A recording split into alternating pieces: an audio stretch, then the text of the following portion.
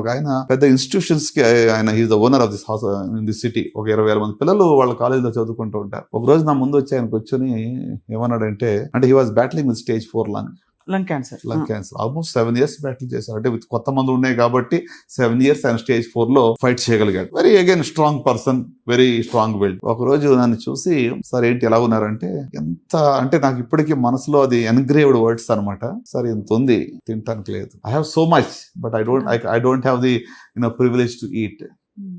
అంటే it's so reality of life. మనకి when you have everything you don't realise, when something like this hits then you will see ఇదంతా అంటే ఏంటి, నాకు ఇంత ఆస్తి, ఇన్ని కోట్ల సంపాదన, ఇన్ని కాలేజీలు ఉన్నాయి, ఇట్స్ ఆల్ మీనింగ్లెస్. అంటే I may sound little bit philosophical but the truth of it. అది ట్రూత్ ఆఫ్ లైఫ్ కదా. అంటే నిజంగానే ఉన్నదాన్ని సంతోషంగా సద్వినియోగపరచుకోవడం మన వంతు కర్తవ్యం కదా సార్. జీవితం ఒక గొప్ప అవకాశం.